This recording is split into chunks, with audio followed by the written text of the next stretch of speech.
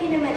ಛೀ ಬಿಡು, ನೆನವನ್ನು ಮುಟ್ಟಿದರೆ ಮುಳ್ಳು, ಅದನ್ನು ಬಿಡಿಸಲು ಹೊರಟರೆ ಕೈಯೆಲ್ಲ ಮೇಣ.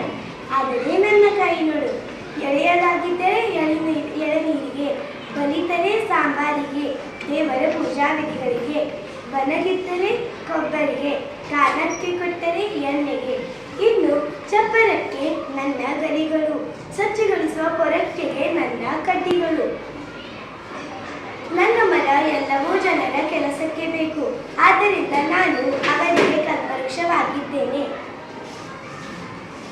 ನಾನು ಆಲದ ಮರ, ನೀನು ಬೇಕಾದಷ್ಟು ನಮ್ಮ ಖರ್ಚು, ಆದರೆ ನಾನು ಕೊಡುವಷ್ಟು ನೆರಳನ್ನು ಯಾರು ಕೊಡಬಲ್ಲಿರಿ? ನಾನು ನನ್ನ ರೆಂಬೆ ಕೊಂಬೆಗಳನ್ನು ಅಗಲವಾಗಿ ಚಾಚಿ ಸೂರ್ಯನ ಬಿಸಿಲು ನನ್ನ ಬುಡಕ್ಕೆ ಬೀಳದಂತೆ ತಡೆದು ಎಲ್ಲರಿಗೂ ನೆರಳು ನೀಡುತ್ತೇನೆ. ಪ್ರಾಣಿಗಳ ಉಸಿರಾಟಕ್ಕೆ ಅಗತ್ಯವಾದ ಆಮ್ಲಜನಕವನ್ನು ಉತ್ಪಾದಿಸುತ್ತೇನೆ. ನಾನು ಬಾಳೆ ಗಿಡ, ಎಲೆ ಆಲದ ಮರವೇ, ಇದೇನು ಈ ರೀತಿ ಬಡಾಯಿ ಕಚ್ಚಿಕೊಳ್ಳುತ್ತಿದ್ದೀಯಾ? ನೆರಳು ಆಮ್ಲಜನಕ ಉತ್ಪಾದಿಸಿದರೆ ಸಾಕೆ. ನಿನ್ನ ಹಣ್ಣುಗಳನ್ನು ಹಕ್ಕಿಗಳು ಕೂಡ ತಿನ್ನುವುದಿಲ್ಲ, ನಿನ್ನ ಹೂವನ್ನು ನೋಡಿದ್ದವೇ ಇಲ್ಲ. ನನ್ನ ಎಲೆಯಲ್ಲಿ ಊಟ ಮಾಡಿದ್ದೀಯಾ? ನನ್ನ ಮೋತೆಯ ಚಟ್ನಿ ತಿಂದಿದ್ದೀಯಾ?